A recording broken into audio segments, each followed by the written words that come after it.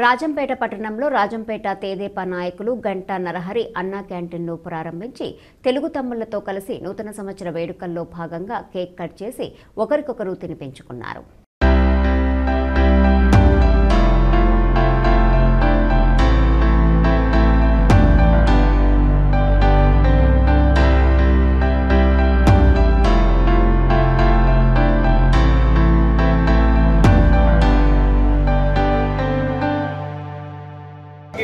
నమస్కారం.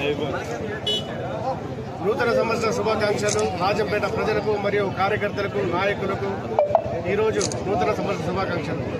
ఈరోజు నూతన సంవత్సరం రోజున అన్నా క్యాంటీన్ అనే ఒక మహోన్నతమైన ప్రోగ్రాము స్టార్ట్ చేయడం నా అదృష్టంగా భావిస్తున్నాను.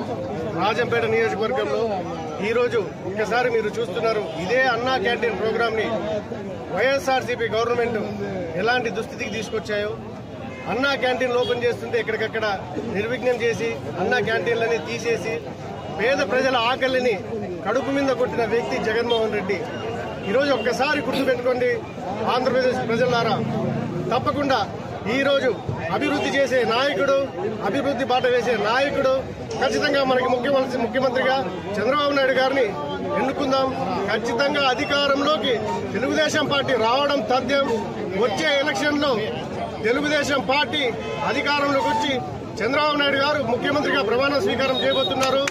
ఈ రోజు అలాగే రాజంపేట నియోజకవర్గంలో ఖచ్చితంగా 70,000 మెజారిటీతో ఖచ్చితంగా తెలుగుదేశం పార్టీ అధికారంలోకి రాబోతుంది.